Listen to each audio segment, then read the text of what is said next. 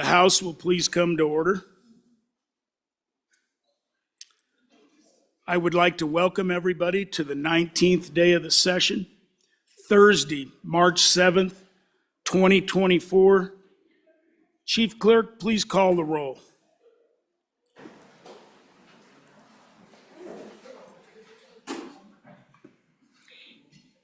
Convening roll call for the 19th day, March 7th, 2024. Alamand? Allred? Andrew? Angelos? Banks? Bear? Berger? Brown? Burkhart? Byron?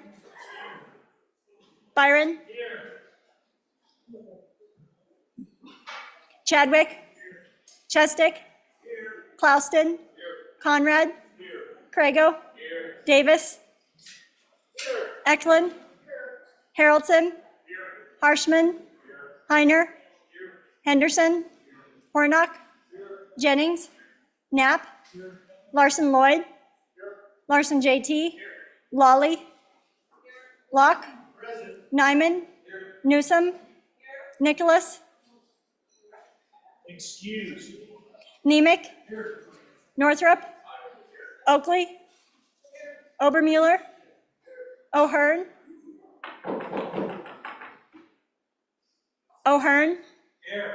Olson? Ottman?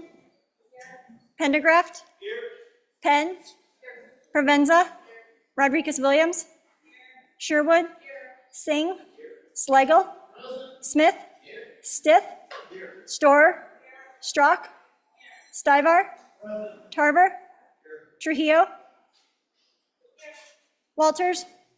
Ward? Washut? Western? Winter? Wiley? Yin? Zwanitzer Dan? Zwanitzer Dave? Speaker Summers? 61 present, 1 excused.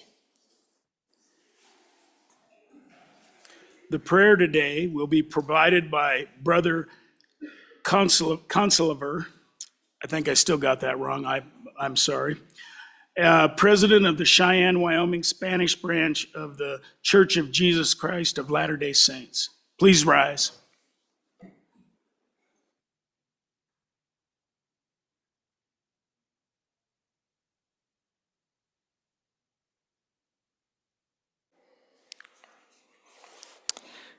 Heavenly Father, we're thankful to be gathered here today at the commencement of these proceedings.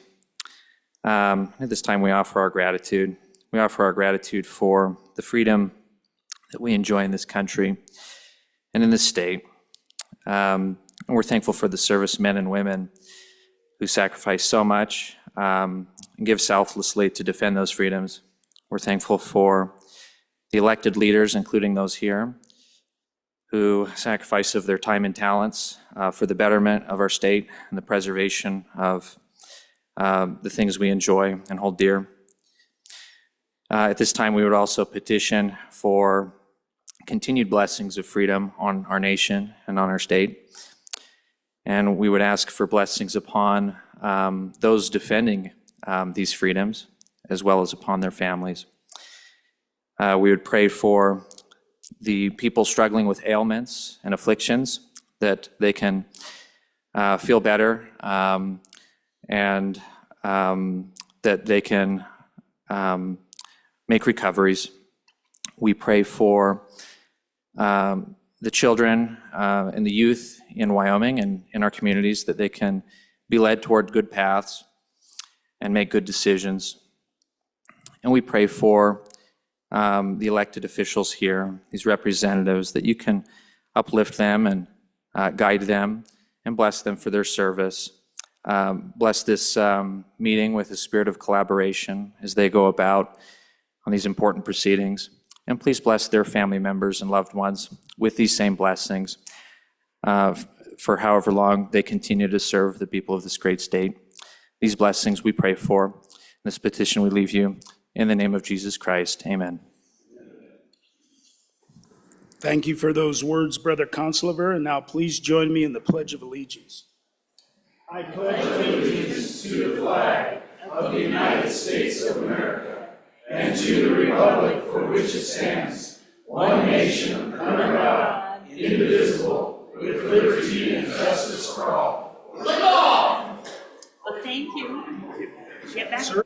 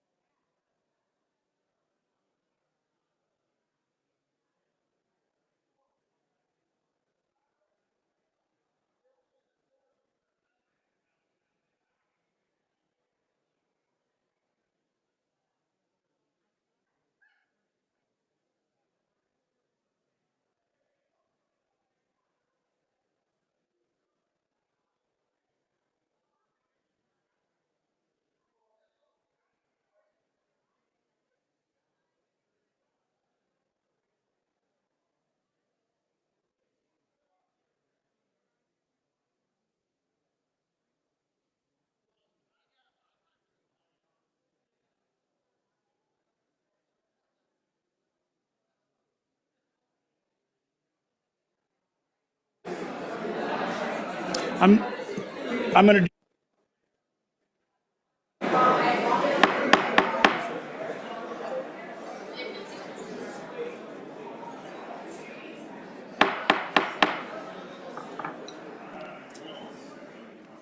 House will please come to order.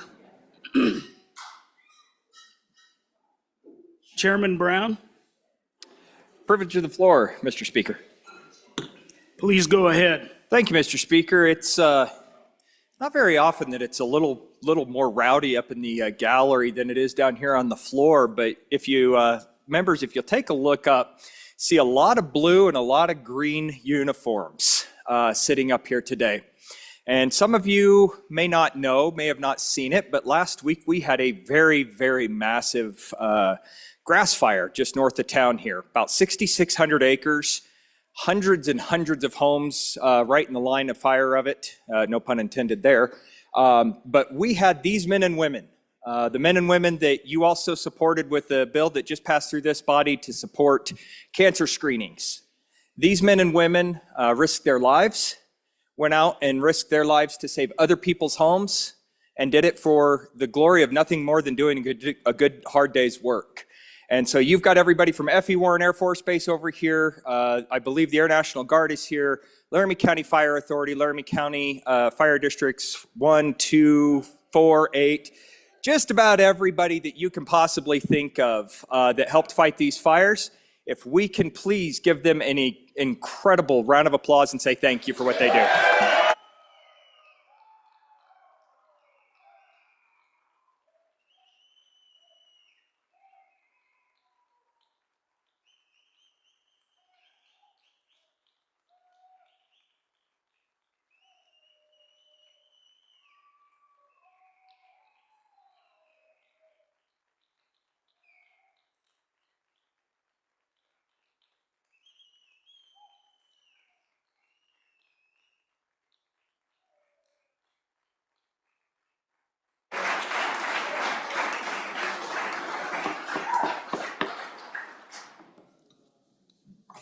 Well, I would like to welcome all the firefighters to the House, and we really appreciate the work you do.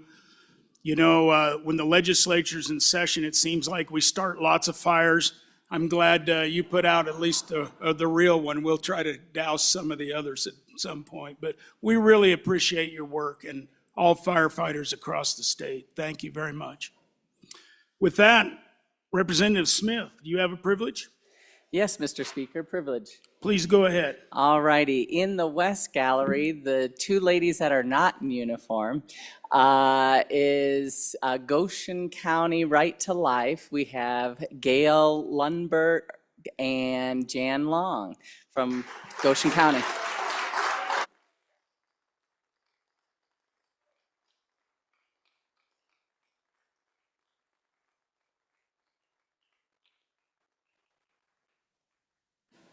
Ladies, welcome to the House. Anybody else? Representative Hornock, Thank you, Mr. Speaker. Privilege of the floor. please. Thank you, Mr. Speaker. I would just like to read off all of the agencies that are represented up in our balcony that helped fight these fires. So we've got Laramie County Fire Department, number 1, number 3, number 4, number 5, number 6, number 9, number 10. And then in my area, the Laramie County Fire Authority, there's Cheyenne Fire Rescue, F.E. Warren Fire, the Wyoming Air Guard Fire, and those guys mobilized like within 45 minutes to get helicopters in the air. Vidavoo Fire, Poudre Fire Authority, Berthown Fire, Loveland Fire, Laramie County Sheriff's Department, the Wyoming Highway Patrol, the City of Cheyenne Public Information Officer, Laramie County Fire Warden, Cheyenne Laramie County Emergency Management, Laramie County Public Works, Laramie County Combined Communication Center, Laramie County Commissioners, the Wyoming State Forestry Division, the Wyoming Office of Homeland Security, the Wyoming Department of Health, the Governor's Office, FEMA, the United States Forest Service, the National Weather Service, AMR, which is our ambulance service, the American Red Cross, North Christian Church, Black Hills Energy, the Board of Public Utilities. All of those people are represented by these folks Those fires burned over a distance of 20 miles in just a matter of hours, burned over 10,000 acres in my district. So again, big thank you to all those guys. Thank you. Here, one more time.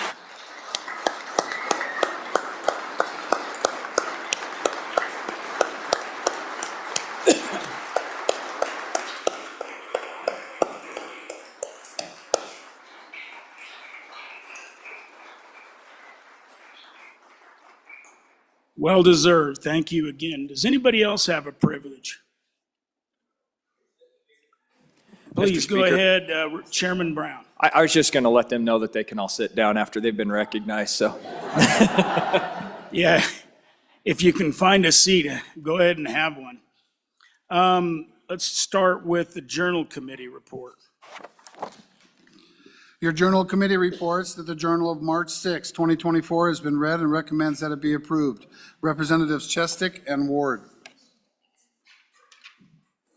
Our doctor of the day is Ron Malm of the Family Medicine in Cheyenne, Wyoming. And give him a round of applause. He's here.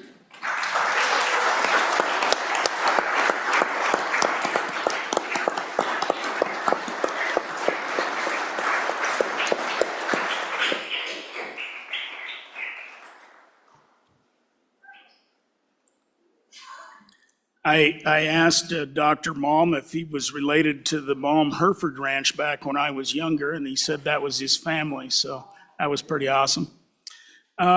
We'd also just as well recognize the nurse of the day. I'm not sure she's here yet. She's probably on the other side. Jessica Buchholz, so give her a round of applause as well.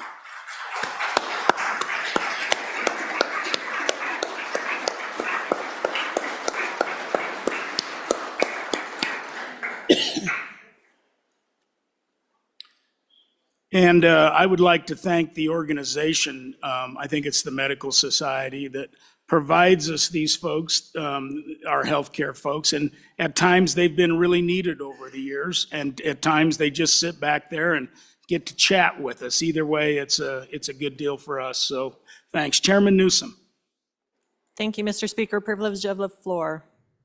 please. So I would like to wish you all a happy 307 day. Us being one of the few states that has a single area code in tourism, we like to celebrate March 7th as 307 Day. So happy 307 Day.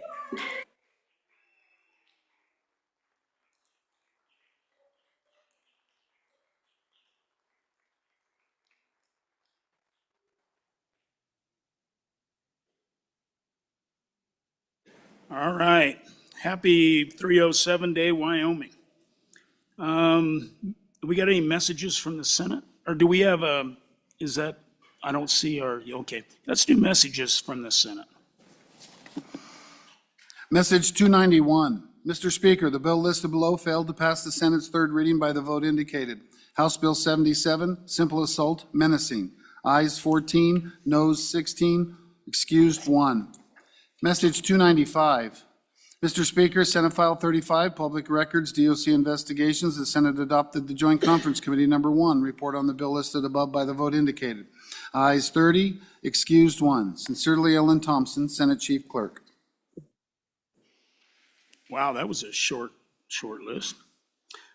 All right, I think we are at that order of business of bills on third reading and final passage that can, oh yeah, Chairman Nichols, please give us an update and or an update on Crab Night, either one. So, ladies and gentlemen, every year for the past 13 years, we have celebrated the end of the session by having a little crab party at my house.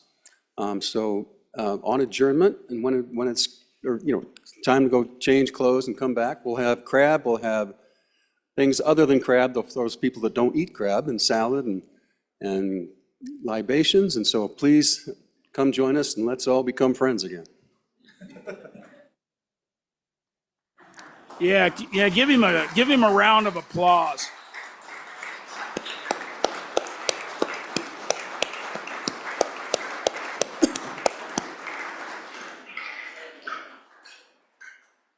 Yeah, Bob's done that every year for a long time, Representative Nicholas, and that's a really good thing.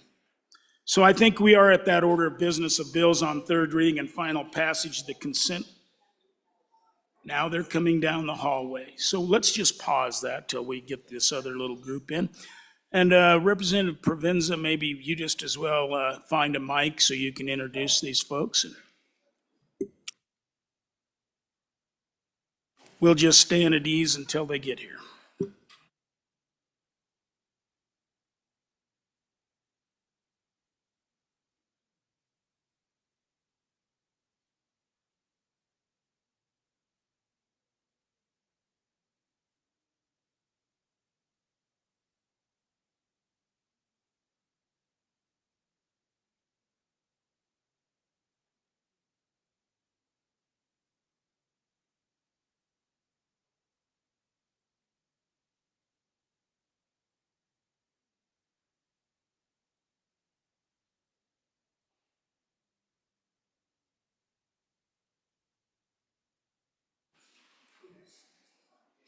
I'm just waiting to see if they're coming around here.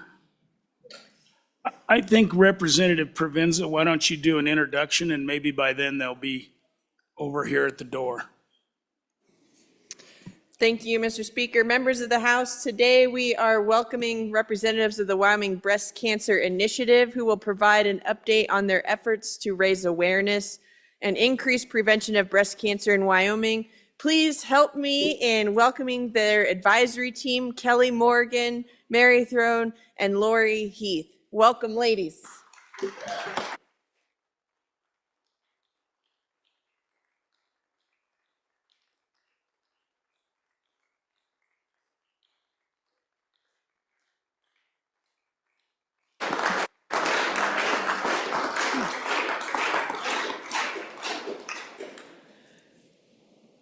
Mr. Speaker, may I have privilege of the floor?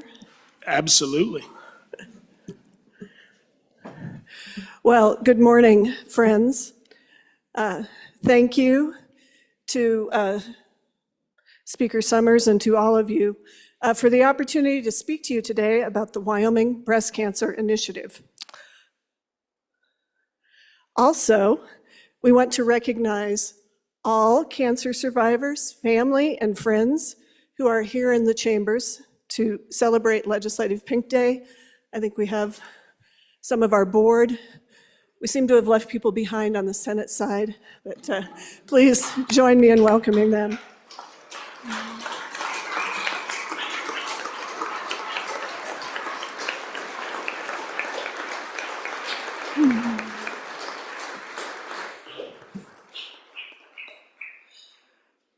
So I am Mary Throne. I am the past president of the Wyoming Breast Cancer Initiative. And with me here today is Kelly Morgan, our executive director, and Lori Heath, one of our founding members, founding president, and now current president of the Wyoming Breast Cancer Initiative. The Wyoming Breast Cancer Initiative, or WBCI, originated in January 2016 after the National Organization of Susan G. Komen left Wyoming. This departure prompted a number of dedicated volunteers to form WBCI, and I always like to give credit to Lori because she really was the mastermind.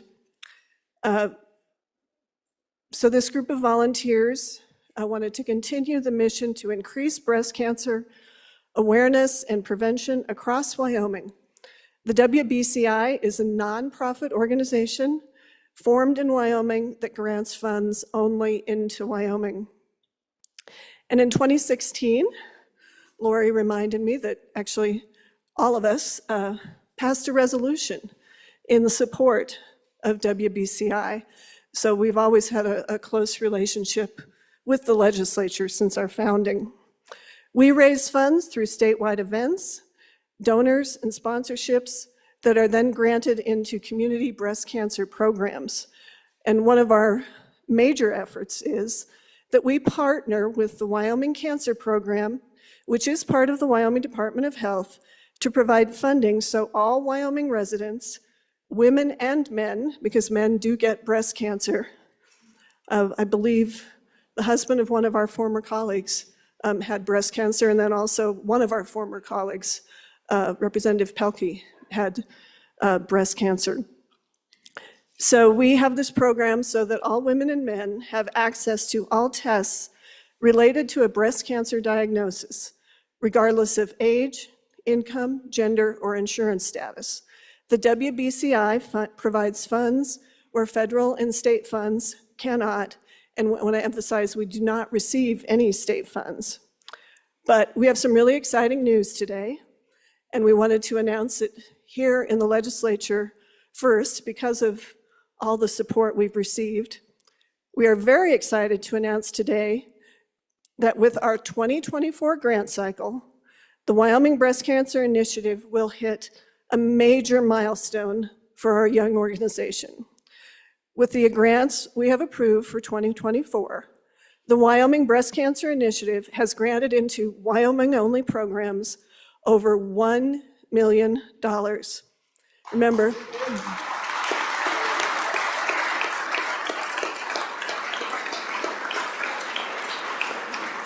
and I want to emphasize again that the money that we raise in Wyoming is granted back into Wyoming. And we are also here today to honor one of our founding board members, Bobby Barrasso. She was the heart and smile of the WBCI, with a vision of providing breast screenings and promoting early detection and accessibility across the entire state. We miss her greatly and know she would be very proud of this milestone. Bobby's faith and support of our effort gave all of us the confidence to believe that our little fledgling organization could grow and be sustainable and able to serve Wyoming for years to come. We are honored that Bobby and Senator Barrasso designated WBCI as one of her memorials, leaving a lasting legacy to our organization. So on behalf of our board, staff, volunteers, survivors, warriors, and their families, we thank you for recognizing our group. We commit to continuing our efforts to bring awareness and funding for early detection, providing navigation services for those receiving treatment, and helping our survivors. And we, with the presence of Kelly Morgan, our executive director, she travels the state, going into your communities, making sure that your local healthcare providers are aware of the programs we offer to help people get the diagnostic treatment that they need. We have more information on our website, www.wyomingbreastcancer.org, or you can email us at info@wyomingbreastcancer.org for more information. And before we finish up, I want to thank the legislature and Representative Conrad for the bill you passed last year authorizing a breast cancer decal for your license plate to help promote breast cancer awareness across the state. But we all need to go out and get the decal and put it on our license plates. And I want to thank you again, and it's available through YDOT. I think we had a few hiccups getting it started, but there's a link, you can do it. If I can do it, you can do it. So that's your assignment for today. Don't worry about the budget or third reading or whatever concurrences, except for any of the bills I care about. And just, go online and get your decal and support the effort. So with that, I just want to thank all of you. It's always good to see you, and good luck these last few days.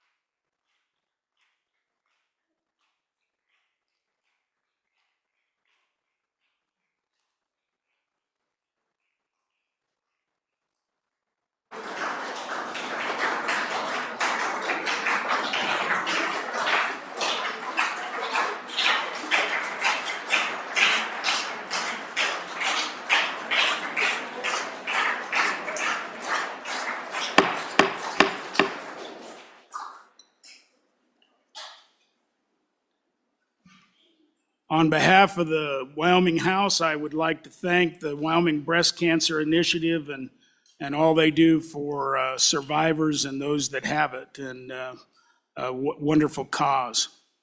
So thank you.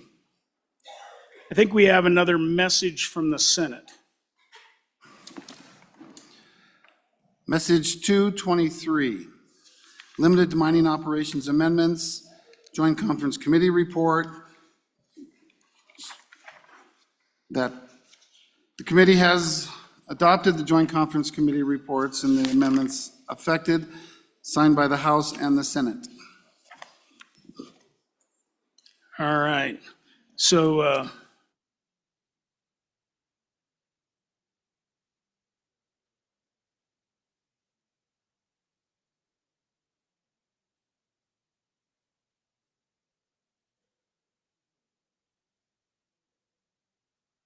Mr. Majority Floor Leader, let's do the consent list.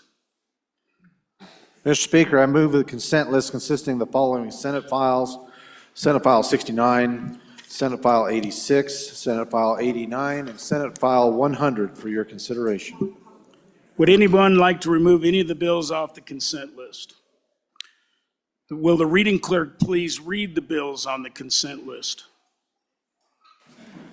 Senate File 69, sponsored by Senator Landon, hospice care reimbursements, an act relating to welfare, being enacted by the legislature of the state of Wyoming. Senate File 86, sponsored by Senator Kolb, school safety and security funding, an act relating to education, being enacted by the legislature of the state of Wyoming. Senate File 89, sponsored by Senator Cooper, veterans ad valorem exemption amount, an act relating to taxation and revenue, being enacted by the legislature of the state of Wyoming. Senate File 100, sponsored by Senator Hutchings, prompt payment of insurance claims, an act relating to the insurance code, being enacted by the legislature of the state of Wyoming. Having been read 3 separate times, the question is, shall these bills pass the House? Chief Clerk, please call the roll. Allemand.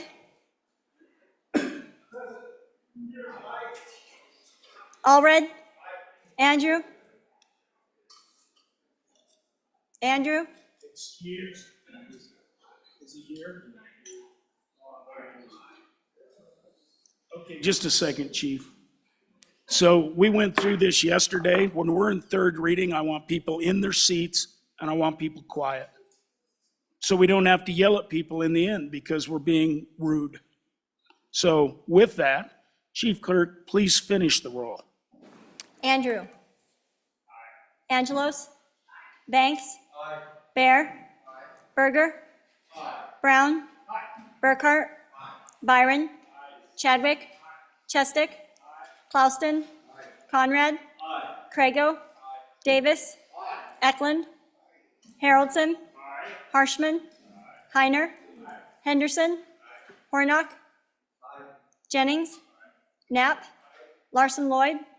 Larson JT. Lawley. Locke. Nyman. Newsom. Nicholas.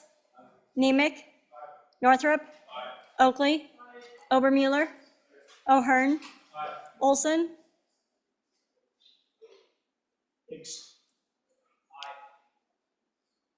Ottman. Pendergraft. Penn. Provenza. Rodriguez-Williams. Sherwood. Singh. Slagle. Smith. Stith. Storr. Strock. Stivar. Tarver. Trujillo. Walters. Ward. Washut. Western. Winter. Wiley. Yin. Zwaniter Dan. Zwaniter Dave. Speaker Summers. Are there any changes on the consent? Closing vote. Vote closed. 62 aye.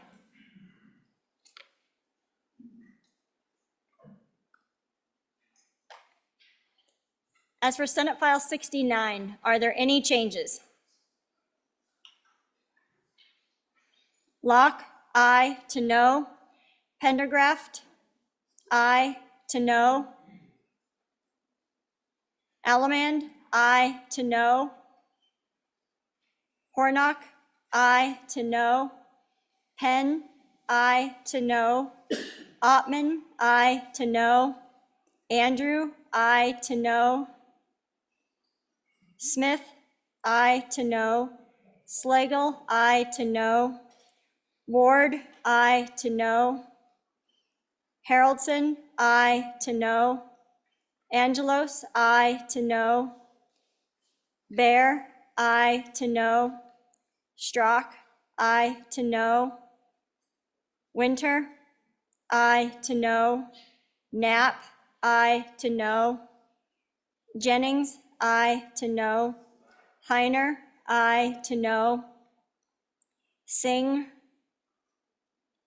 I to know. Further changes? Further changes? Closing vote. Vote closed. 43 aye, 19 no.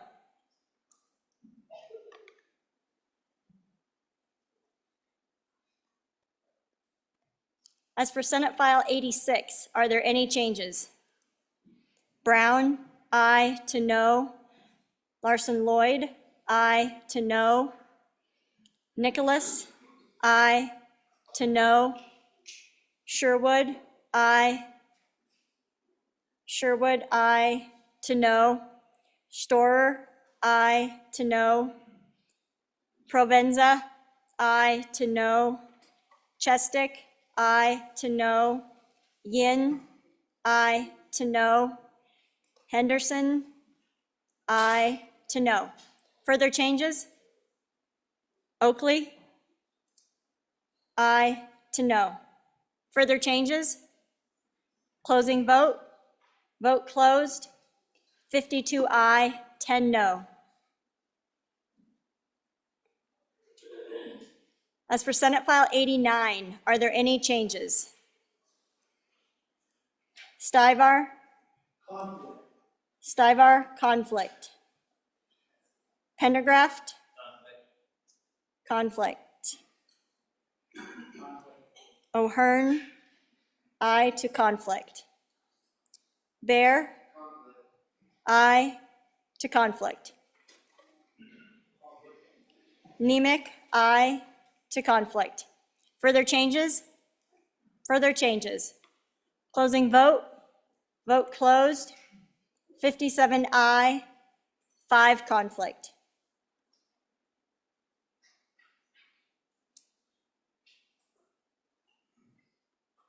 As for Senate File 100, are there any changes? Are there any changes? Closing vote. Vote closed. 62 aye.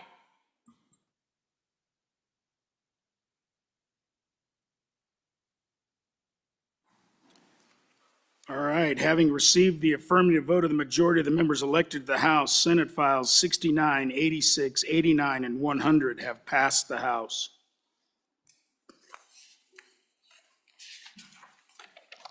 I think I'll just give everybody a little rundown.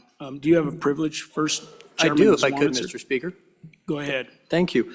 Behind me in the West Gallery, and it's one of those things that for 20 years now, the first one has been showing up. I want to introduce 3 local Cheyenne constituents. You may know their parents. Behind me are Bison Taylor, Ava Taylor, and Slade Taylor. Bison is now 20 and at UW and in the Wyoming National Guard. Ava's graduating this year, and Slade is at Central. We've been introducing them because they've come every year since birth. It was kind of cute when they were all babies, and now they've all, well, now it's been 20 years. But if you'd make it them, feel welcome once again to the Wyoming House Chamber.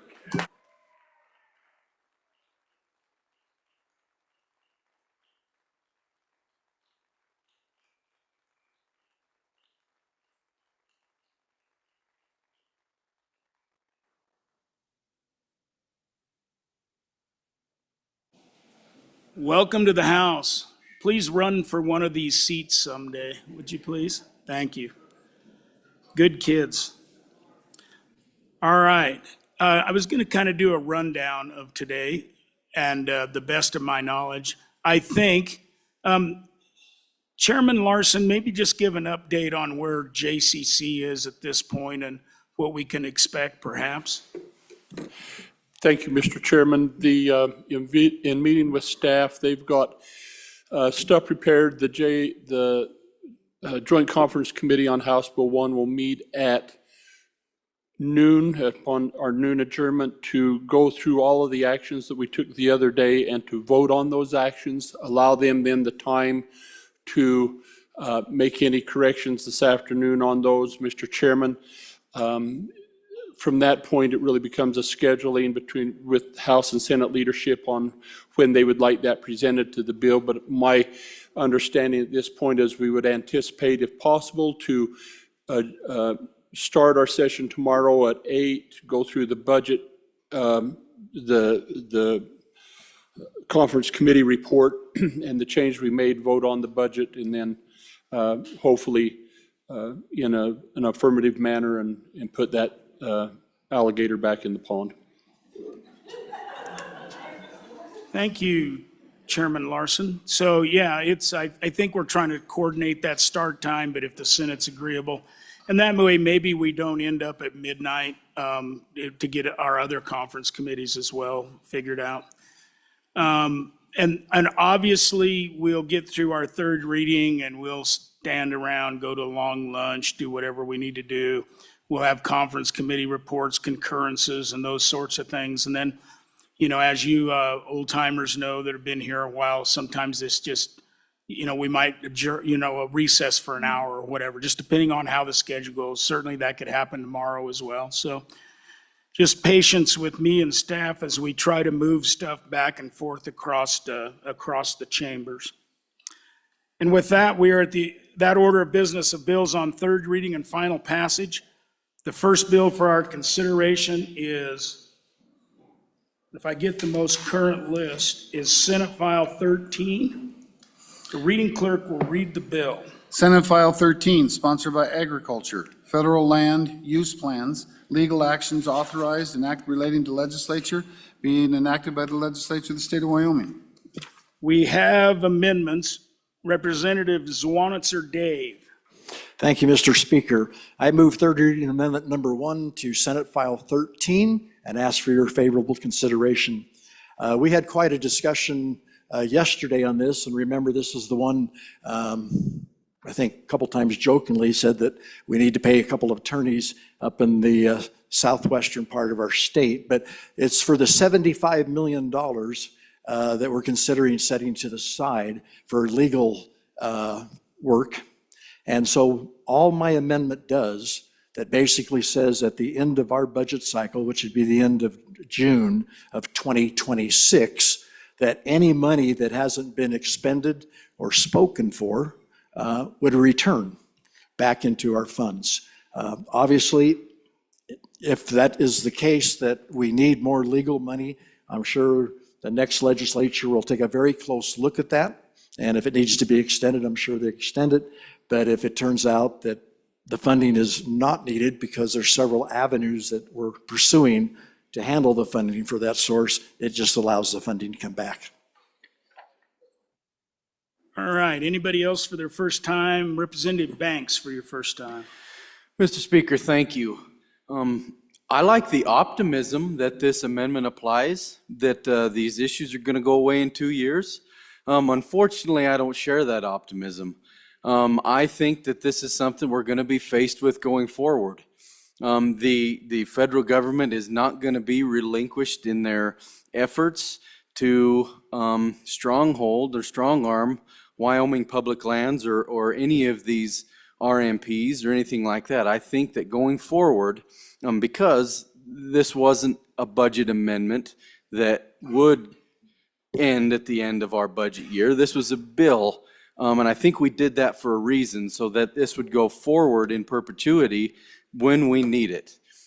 So I would ask you resist this amendment. Thank you. Anybody else for their first time? Representative Alaman? Thank you, Mr. Speaker.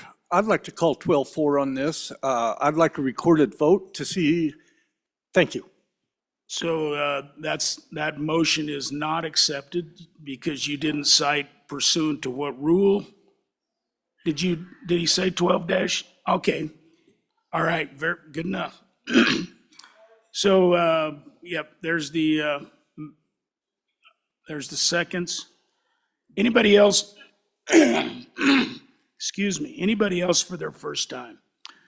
Representative Angelos. Thank you, Mr. Speaker. This is just for the bringer of the amendment. The way I read this is it says any unobligated funds provided to a board of county commissioners. So are we specifically saying the board of county commissioners won't have any more access, but the legislature will? I guess that's my question for you. Thank you. All right, anybody else for their first time? Anybody for their second time before the sponsor?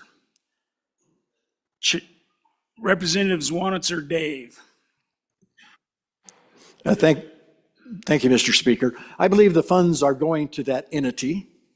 And remember that we are going to have 2 more sessions, not necessarily us, but there'll be 2 more sessions. And it's a very simple concept. If I was looking to get the money back right away, I would have put a sunset date of June 30th, 2024.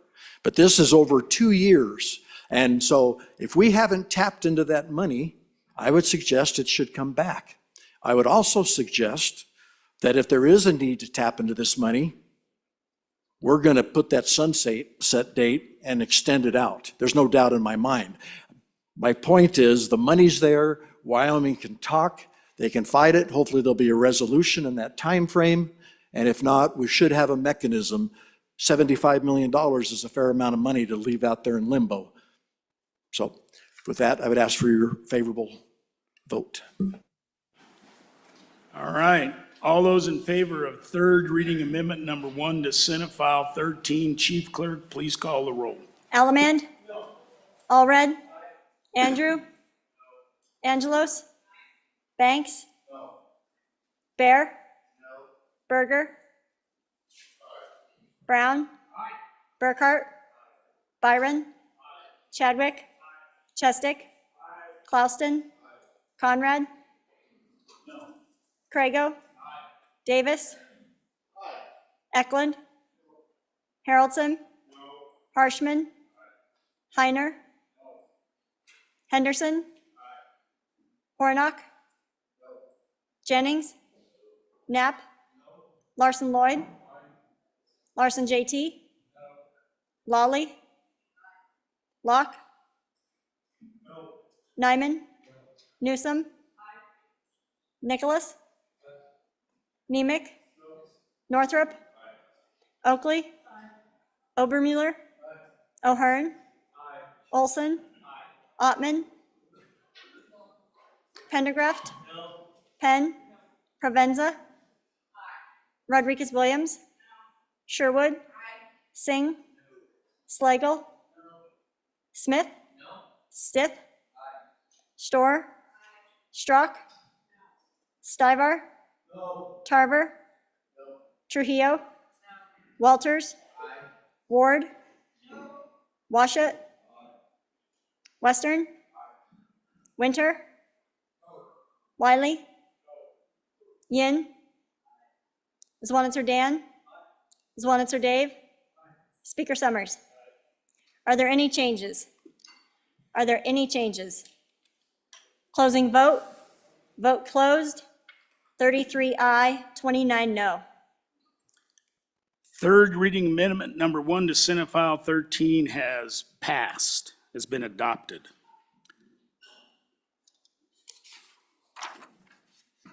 Senate File 13 having been read 3 separate times, the question is, shall the bill pass? Chief Clerk, please call the roll.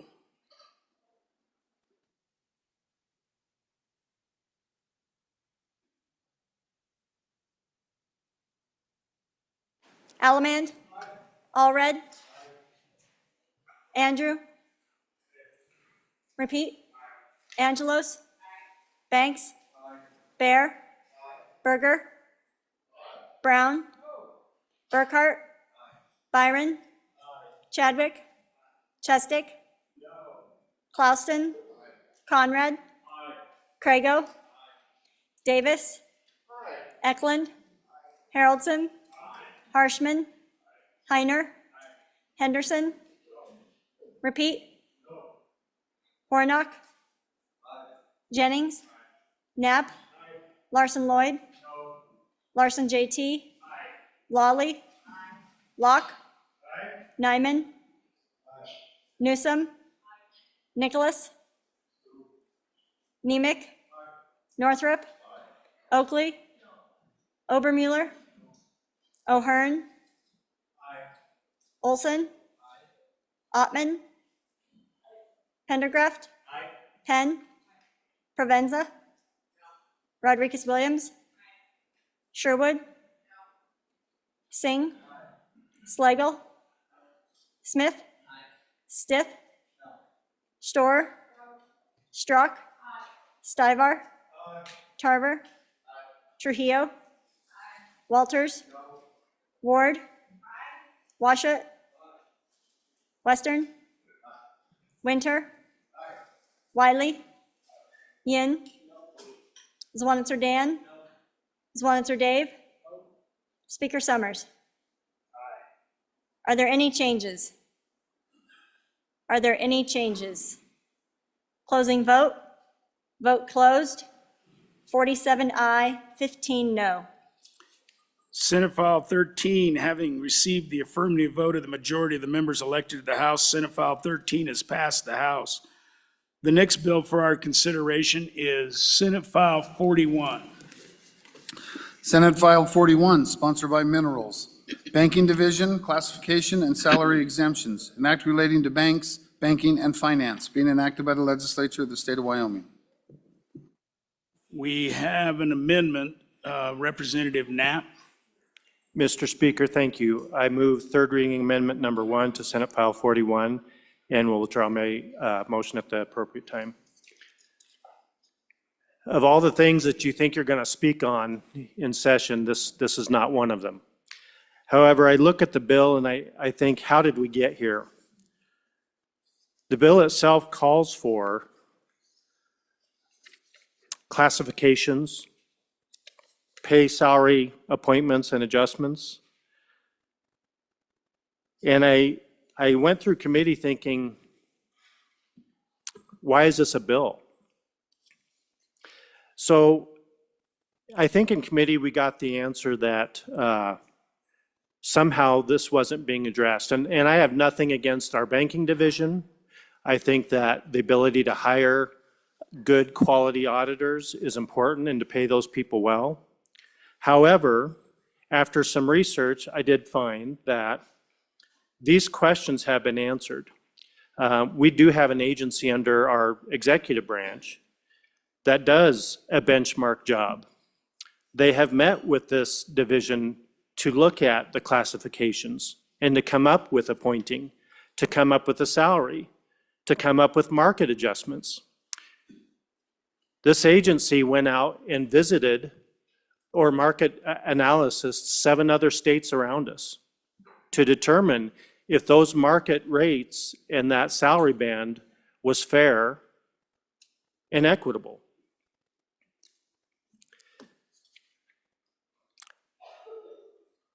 After doing so, these positions were appointed for salary range and raises that were given a step 2 in the market adjustments that were given to all Wyoming employees. In fact, these particular positions were given a higher percentage of adjustment than any other positions across the state, with others continuing to monitor the situation if the problem continued.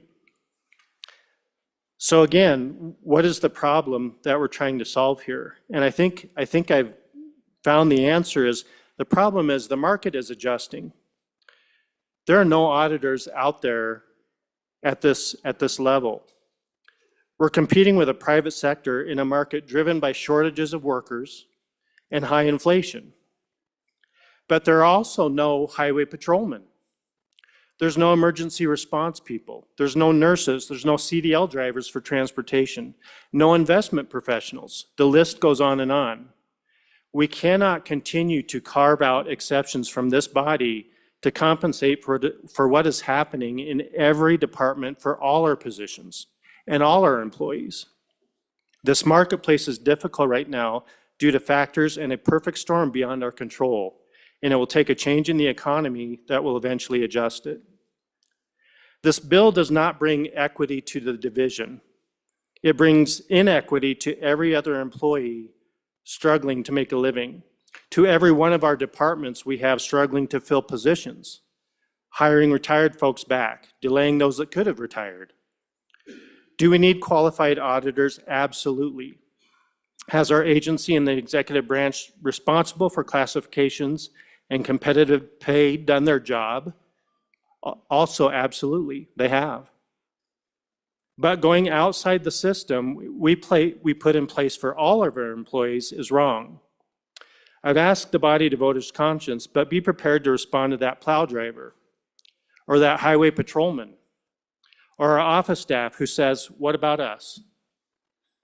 We're all weathering this storm together, and things will change with the new election, a new economy, but for now, all our employees are staying Wyoming strong.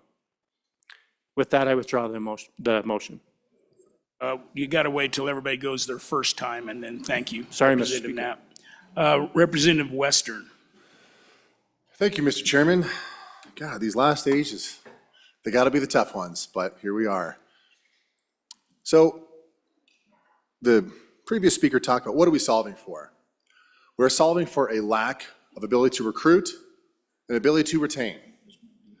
These are not positions that are entry level or are, can be replaced easily. These are positions for folks who have a lot of skill and experience in regulating our banks. So what's the problem here? The problem here is that these senior positions, these senior examiner positions, that we have people in there where the most experienced person has 18 to 24 months of experience. Again, not entry level. These are the positions that these people are going to our banks and regulating them. It's not just kind of checking a couple of boxes. These banks, our community banks, are the underpinning of our entire state economy. Look at some of the defaults that have happened in the last couple of years. Improper regulation from the folks who are supposed to be doing their jobs. To do a job well, you need folks who know what they're doing. You need folks who have that experience, who know what to look for when they go through these audits. Right now, this particular division doesn't have the ability to classify the difference between an auditor, which makes sure, hey, that the balance sheets are looking good, versus the ones who go through everything the bank has and says, your capital ratio is too low. We need to work on that. These kind of things that make sure we have a sound financial system. He talked about equity across other state positions. Well, guess what? We gave those raises, and it's helping recruit patrollers. It's helping recruit probation officers. So in the last 24 hours alone, I've talked to 3 executives of local banks from across the state that said, we want this. We need this. We want to be regulated by people that know what they're doing. We all know what it's like when you have to work with someone who's, I hate saying it, but incompetent, or is just green behind the ears. These banks that have contacted me, these presidents have personally called me and said, we want people who know what they're doing, who we've got a good working relationship with. I think it's pretty clear. I mean, in testimony on the other side of the body or the other side of the building and the House Minerals, it's not just the associations that spoke in favor, but also banks themselves. So these people are the #1 line of defense that we have against financial meltdown, to ensure that all the T's are crossed and the I's are dotted at these banks. I was talking about how we're letting go of legislative oversight. I push back. If you look, it says in consultation, the Division of Banking, the executive downstairs, and the legislature. So we can put our hand back into this whole situation anytime we want. So that's just some clarification. I hope it helps on and against. Please vote for the bill. Chairman Brown. Thank you, Mr. Speaker. I appreciate this third reading amendment. Couple of things that I think are really important on this. I do not disagree whatsoever with the fact that we have some underpaid state employees, and especially those in critical areas of need, and also those that have very, very particular skill sets. Those statements I don't disagree with. But let's backtrack 1 year ago on this exact same floor. We had almost the identical conversation regarding snowplow drivers. And if there's one thing that I pride myself on, it's being consistent. I do not want to see us treating one set of state employees differently and more importantly than another. The proper place for this type of an increase in salary happens with everybody. This actually occurred 10, 12, 14 years ago, prior to the department that handles our transportation coming away from their own budget. We had other state employees jumping ship to go work for that department because that department had federal funds and was flush with money, which is exactly what we're talking about here, another verifiable income source. And this body and the body down the hall agreed we shouldn't be treating certain state employees differently than others. This also got raised to me by a constituent that used to work at the Real Estate Commission 3 years ago. Actually brought this exact same discussion, said, hey, look, we're a self-regulating board. We receive absolutely $0 that come into this board from the from the general fund. My members are telling me we need raises. My members are telling me, all the real estate agents, all the appraisers are saying you guys need to give raises. And that was taken in front of the Appropriations Committee as well as the chief executive downstairs, and that was declined for the exact same reason. We should not be having this discussion over and over and over for our particular agencies that we like better than others, or that we have a closer connection with. I would venture to say that everybody in this body has a particular agency that they have warmed up to, and they believe the director is doing a good job, and that they think that that particular agency probably has some pretty serious needs. Those needs have been vetted through an Appropriations Committee and through a chief executive. Running a secondary bill on top of that process is not the way to handle this. On and against this bill. Chairman Washit, for your first time. Thank you, Mr. Speaker. So with the passage of the amendment yesterday, we're talking about $700,000, and we're saying these not for the entry-level employees, but no one has yet shared with us how many employees are going to be sharing that $700,000.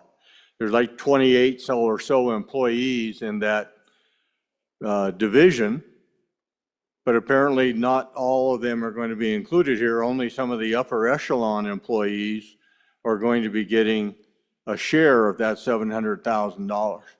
And I tend to agree. We've got lots of underpaid employees, but they work in divisions and departments that don't have a SR revenue stream, and therefore they are stuck in the classification that all the rest of the state employees are.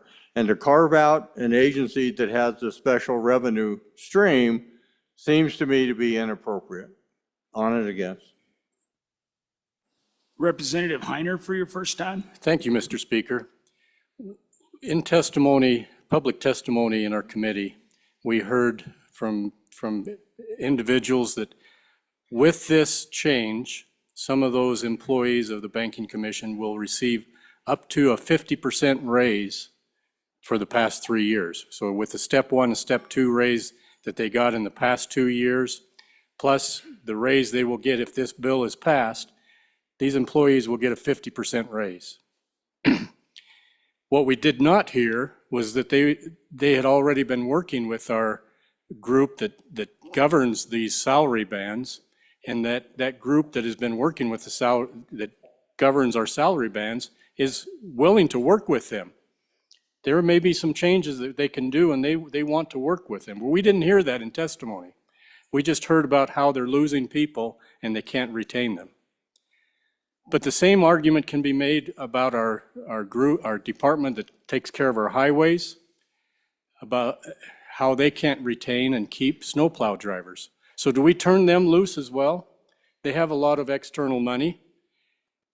Do we turn them loose and let them change those wages whatever they need to? Because that's what we're doing with the banking division with this bill. We're allowing them to set their wages. We're saying, oh, this is special. From here on out, you can decide whatever you want to pay those employees. and this legislature will have no say over that. How far do we want to go with these carve-outs? Every one of our departments are struggling to get and retain employees right now. Do we want to turn them all loose? Because they all can make a similar argument for their own department. I think we need to stick to the process. Our department that works with salaries is willing to work with them to make the adjustments that are necessary. Let's stay with the process. Let's not carve out one special group and say, oh, you're different, you're special, you set your own wages and do what you need to keep your employees. I'm against this bill. Thank you, Mr. Speaker. Representative Hornock for your first time. Thank you, Mr. Speaker. Just a note on this bill. By voting in favor of this bill, we're saying that in order to have good auditors in our state, we cannot audit them. In order to have good people who give oversight of banks, we cannot have oversight of them.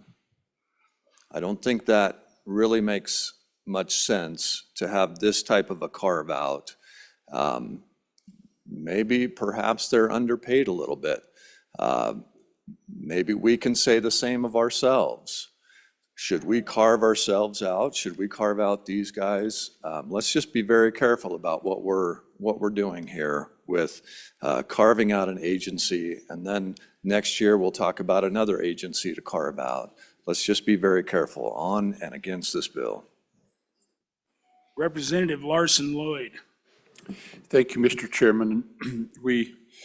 Particularly on investment and financial oversight, we actually do this now in our agency that oversees retirement and in our agency that does investment of state funds, where they make a determination on what those high-level investments and those people that do those jobs that are a bit of an anomaly in the state employee pool, they make that determination on their own.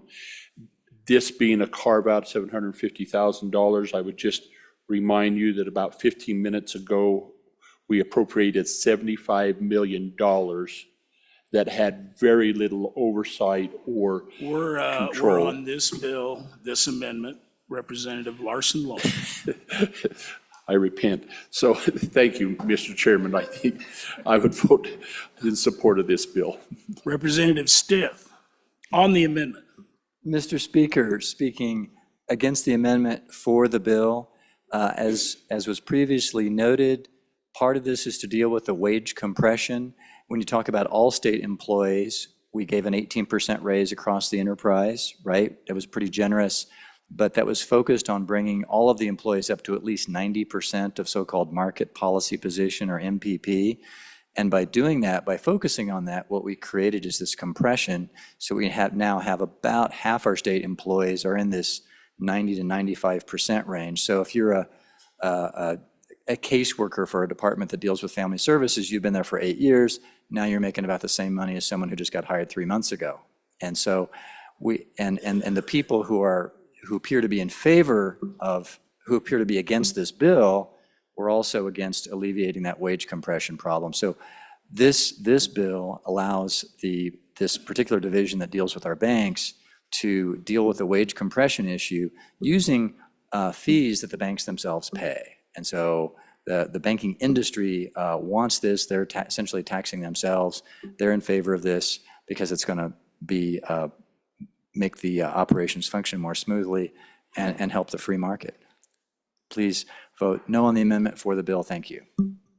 Anybody else for their first time? Representative Yin for your first time. Thank you, Mr. Speaker. I did want to just note that there is oversight in the bill. There is legislative oversight, just like there is everything else where we spend money in the legislature. It's going to come back to us in the budget. We'll decide. It'll go through appropriations. There's even a report in here where that'll also be reported to appropriations, and then we'll essentially decide on the floor whether that's appropriate or not. The one part about different carve-outs, we actually carve out ourselves too. We do carve out ourselves. We just pay ourselves a lot less than we would if we were classified under A&I. Thank you, Mr. Speaker.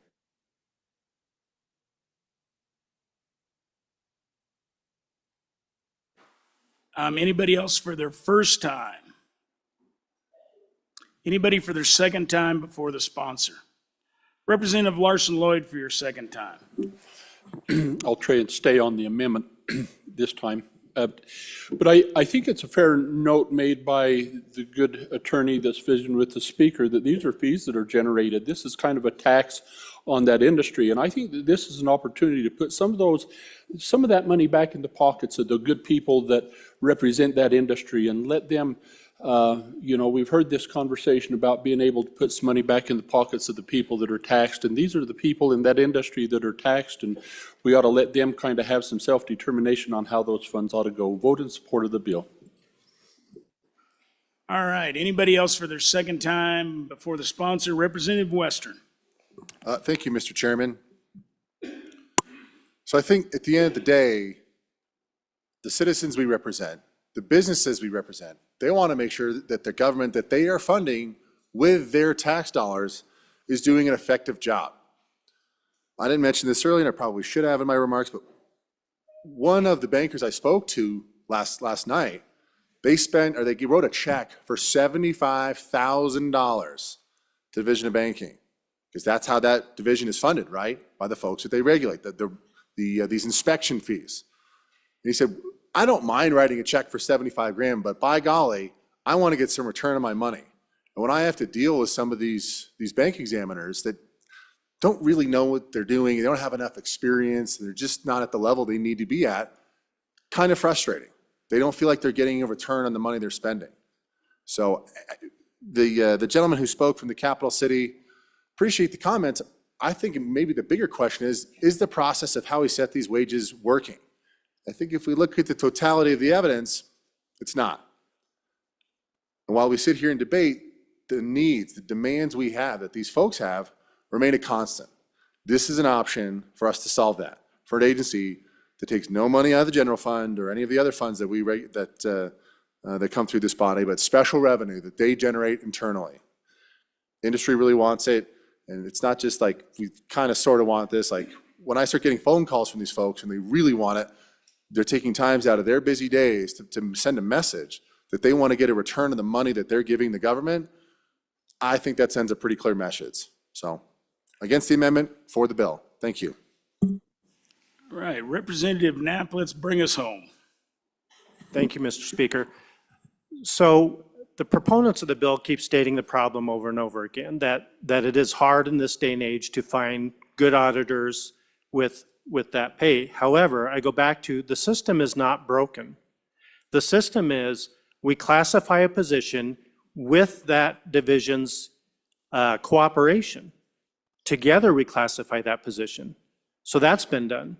We go out for a market adjustment, which we go out to 7 other states in the Western region to say, what does this position pay?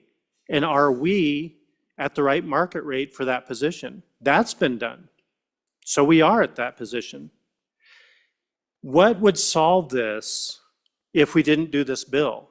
What would solve this is that division going right back to our own agency under the executive branch and looking and seeing there's a thing called lag. And what that is the amount by which a classified job's pay range midpoint falls behind its comparable job in the market, which seems to be what proponents are saying, is that the market has shifted while this was pointed, and so we're at a lag. So this is an option under our current process and our current agency to come back and resolve. With that, I withdraw the amendment. Thank you, Representative Knapp. Third reading amendment number 1 to Senate File 41 has been withdrawn. That was to delete the enacting clause for the debate of the bill on third reading. And with that, Senate File 41, having been read 3 separate times, the question is, shall the bill pass? Chief Clerk, please call the roll. Alaman? No. Allred? Repeat? No. Andrew? Angelos? No. Banks? No. Bear? No. Berger? Aye. Brown? No. Burkhart? Aye. Byron? Aye. Chadwick? Aye. Chestick? Aye. Clauston? Aye. Conrad? Crago? Davis? Eklund? Haroldson? Harshman? Heiner? Henderson? Hornock? Jennings? Knapp? Larson Lloyd? Larson JT? Lawley? Locke? Nyman? Newsom? Nicholas? Nemec? Northrup? Oakley? Obermuller? O'Hearn? Olson? Ottman? Pendergraft? Penn? Provenza? Rodriguez Williams? Sherwood? Singh? Slagle? Smith? Stith? Storr? Strock? Stivar? Tarver? Trujillo? Walters? Ward? Washut? Western? Winter? Wiley? Yin? Zwanitzer Dan? Zwanitzer Dave? Speaker Summers? Are there any changes? Are there any changes? Closing vote.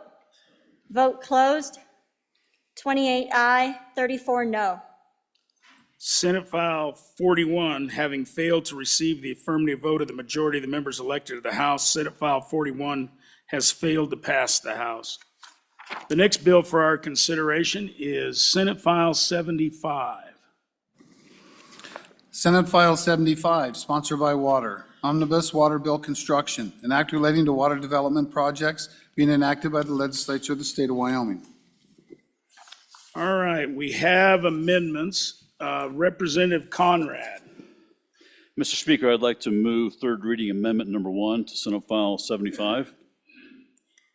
Ladies and gentlemen, this is a correction from what's happened from our west side. Specifically, they have removed cloud seeding from the omnibus bill, and I think that's extremely an incorrect move. I'd like to share with you a few things that relates to water, one of our most precious resources in this state. There's been controversy, or more importantly, there's been conversation as it relates to the effectiveness of cloud seeding. I remember last year there was a comment about the sodium nitrate, which is an environmental friendly mineral that's used in this application. But specifically, I want to share with you just a few words as it relates to the effectiveness of this measure, or more importantly, this tool that impacts positively our water that's used for more importantly, our agricultural, our drinking water, et cetera, so forth. Now what they stripped out, so I'm very clear with you, you can read through the amendment appropriately, but they stripped out was the cloud seeding efforts in the Sierra Madres and Medicine Bow region. I'm trying to install that back into there. I want to share with you just a few pieces of data as you contemplate this. The physical evidence that is unbelievably accurate that snow appearing on the radar mimic the zigzagging nature of the respective airplane or aircraft that was seeding these clouds. It's interesting to note that several of our neighbors in the western states are receiving millions of dollars in this funding and expanding their aerial programs because of the benefits that they are now seeing.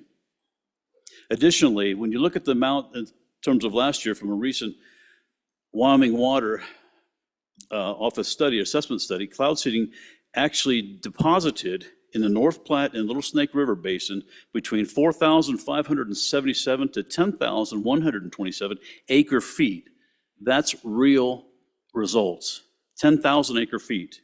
Additionally, the impact, or more importantly, the assessment showed a positive impact over both of those areas and those basins. Ladies and gentlemen, we need this water.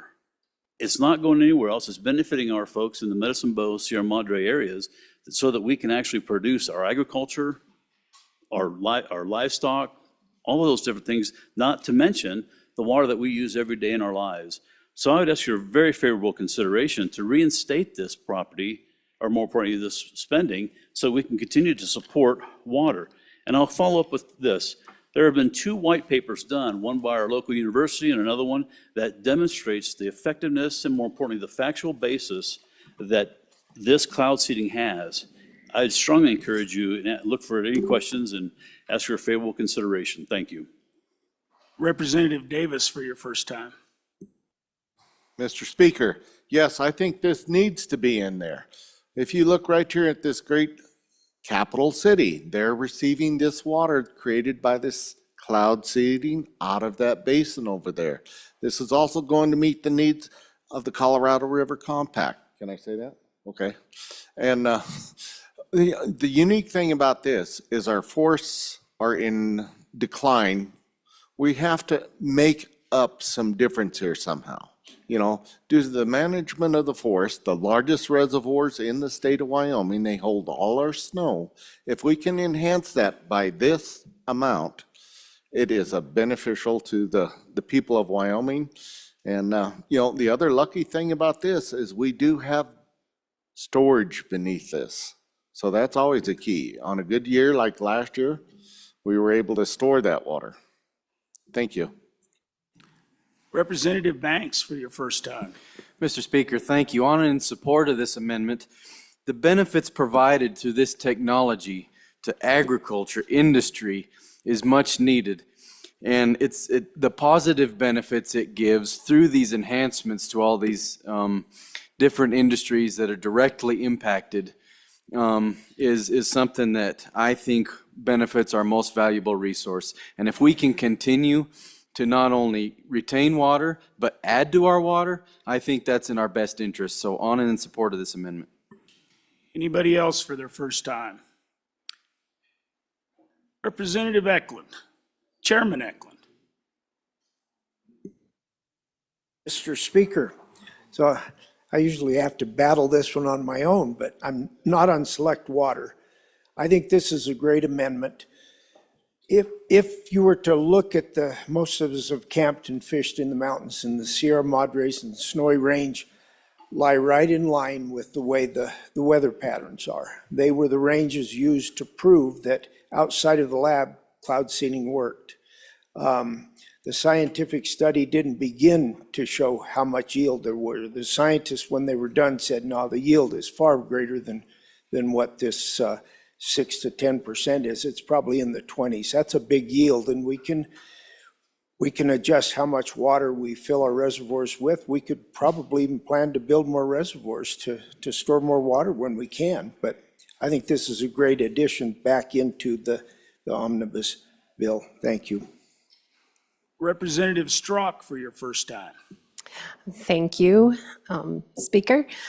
I am not for this, and I feel there's a lot of different data on this also, and there's been times that they have seeded the clouds and it's gone over, and that's where a lot of your damage comes from.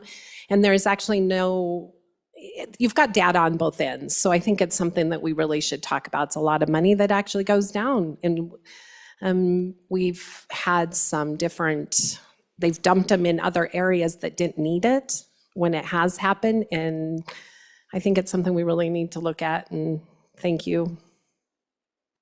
And I'm against this amendment. Anybody else for their first time? Second time before the sponsor. Representative Davis for your second time. Thank you, Mr. Chairman. This money is set in there, and it takes an event for this to occur. Not every snowstorm has the event that this can occur in. So it is just kind of a ballpark figure, the amount of dollars that we're looking at here. But we have to have an event for them to seed these clouds. Anybody else for their second time? Representative Conrad. Thank you, Mr. Speaker. To address the previous speaker specifically from District 6, the value that we're looking at here, it obviously is included on page 1, but I do want to share with you, if this seeding does not take place based on what the previous representative stated in terms of the conditions aren't correct, that money reverts back to, in this case, water development account number 1. We can talk about this, and we have, but I'm going to share with you this. The scientific data behind this continues to support, and more importantly, evidence shows that this is working. Is it perfect? By no means it isn't. For example, 1 ton of silver nitrate equals 1,000 acre feet. We don't have that data. But what we do have is clear, concise evidence that this is working from a number of different perspectives, not only the white papers I shared, but also from the snowpack that we've seen the increase on, specifically in the Medicine Bow and Sierra Madre mountains. We need to do this for our future. We need to do this for our water, our most valuable resource. And I'd ask your favorable consideration of this amendment. Thank you. All those in favor of third reading amendment number 1 to Senate File 75 signify by saying aye. Aye. All those opposed? No. Third reading amendment number 1 has been adopted.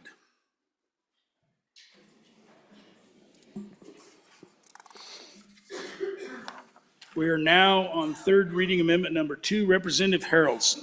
Thank you, Mr. Speaker. I move third reading amendment number 2 to Senate File 75 and ask for your favorable consideration.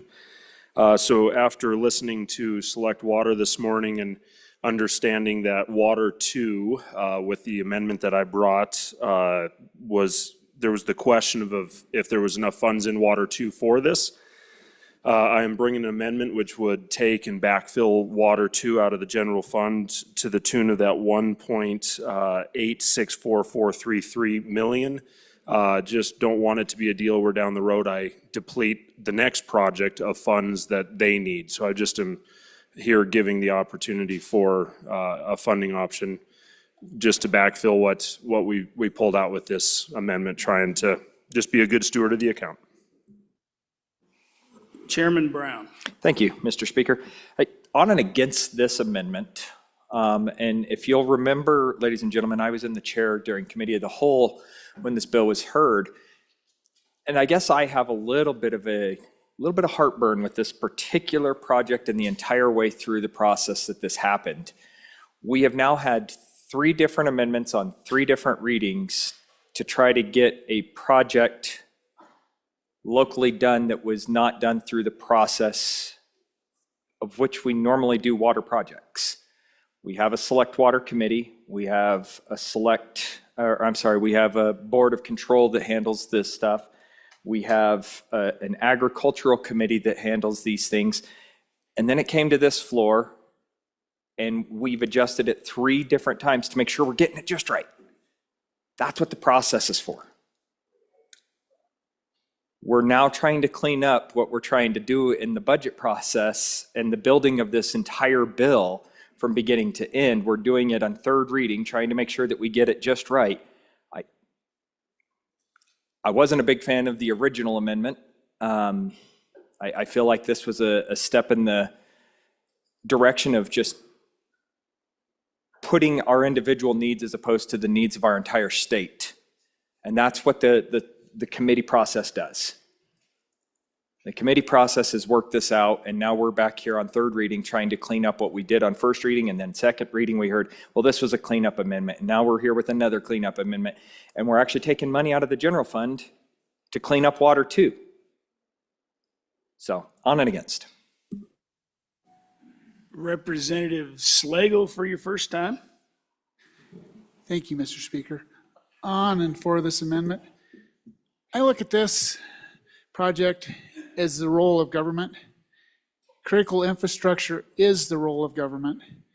And we spent a lot of money on things that I would consider not the role of government. I believe this is. I would ask for a favorable vote on this amendment.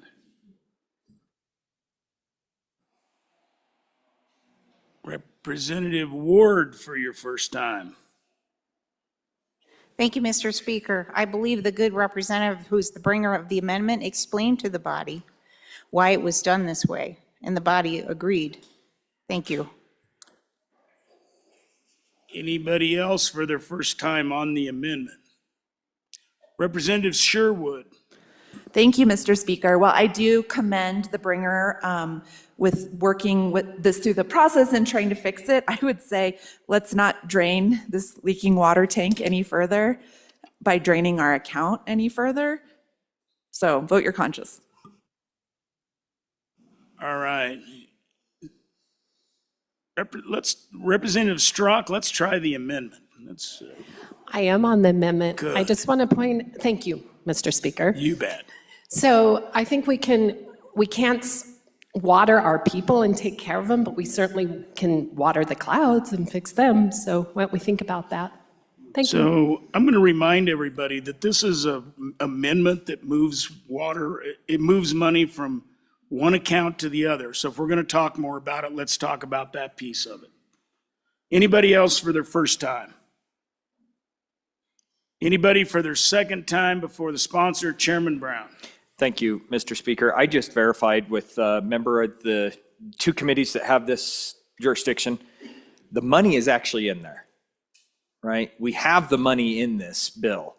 And so what we're doing with this is we're reappropriating general fund dollars, $2 million, I believe, somewhere in that range, $1.8 million of general fund money to backfill our Water 2 account. And if we already have the money in there and this project was already starting, I don't understand the need to backfill Water 2 just to make sure that we have this money in there again. And I guess to me, it seems like, again, we're subverting the process. And you know, I did hear the debate on Committee of the Whole when this came through originally. So I guess vote your conscience on this one, ladies and gentlemen. But I think this is a big enough appropriation, Mr. Speaker, that when it comes down to it, a $2 million appropriation for one community that's up and out of the norm process, I think it's an important discussion for us to have. And I appreciate the bringer of the amendment bringing it forward. But with that, Mr. Speaker, I'm going to go ahead and call for a 12-4 vote on this as well. All right, are there any seconds on that?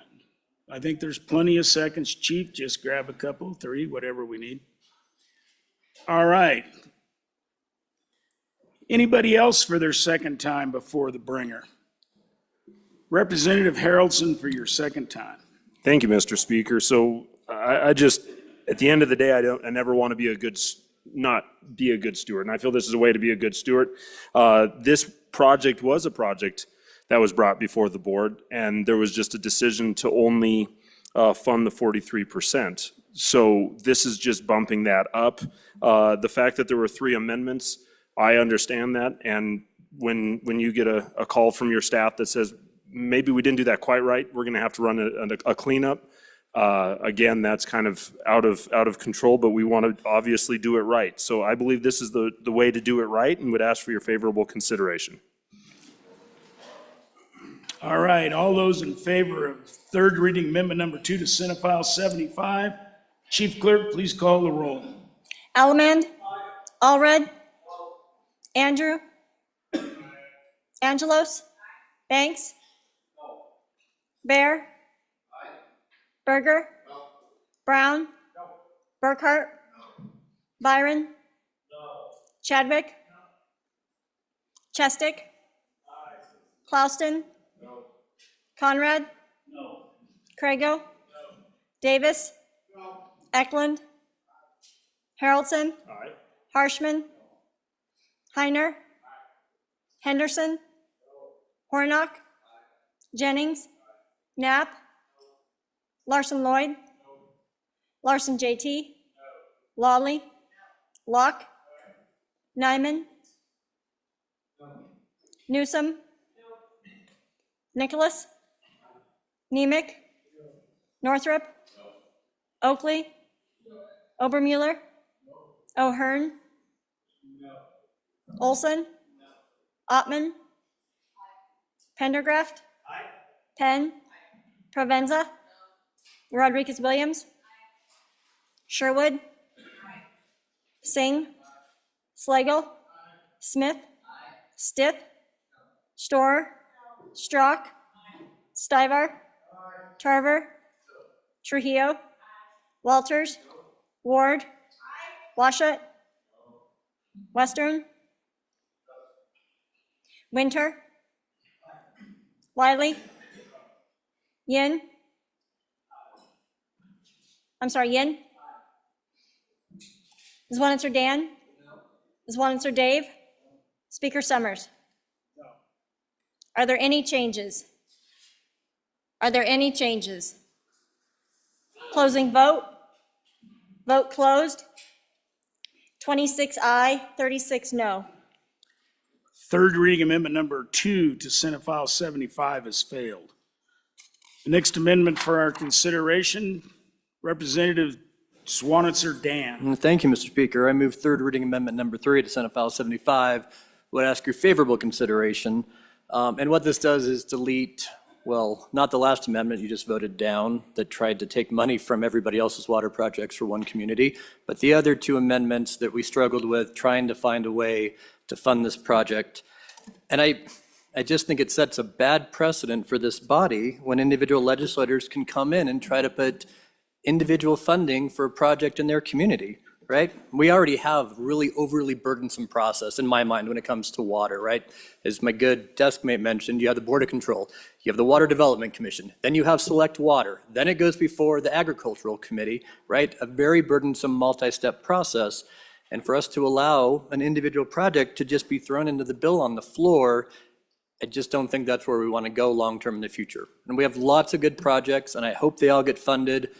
If you sat through one of the meetings of our board that oversees state lands and investments, they turned down a lot of really good projects this year that hurt a lot of communities that we couldn't fund. And I just don't think it's the best idea to get in the process of coming to this body and trying to usurp the process by getting money for your hometown. So I would ask you to vote aye on this amendment, get a clean bill back to the other body. Be happy to answer any questions. Representative Harrelson for your first time. Thank you, Mr. Speaker. So a couple things I want to just clarify on this. This isn't a new project into the water bill. This is a project we went through the process.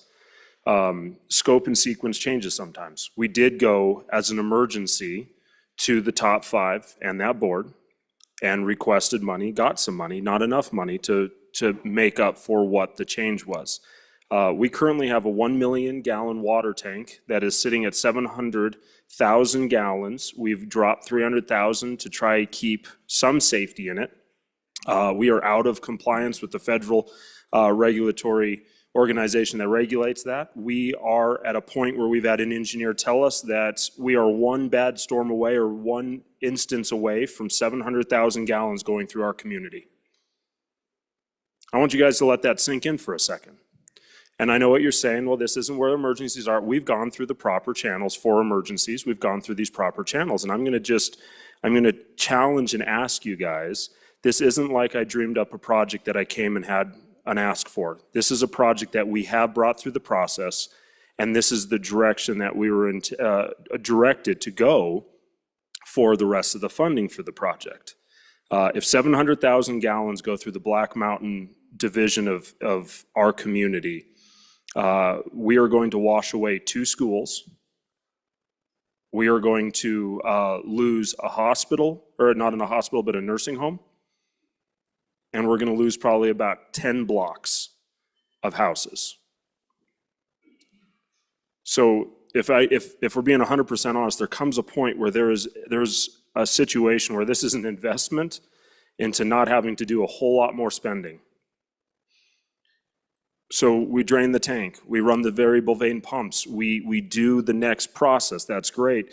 We find ourselves in a place where if we don't have the funding, we can't bring ourselves back to an opportunity where we can get back into compliance in time. Reality is this, we will find a way, but this is the way that we've been told to take. This is just a change or a scope change on the project that we've already brought before the board. And I would ask you to resist this amendment, keep the funding in the bill, and move forward with helping my community fix this tower. Thank you. Representative Pendergraft for your first time. Thank you, Mr. Speaker. I've been watching this process, here's that word again, over the last couple of years.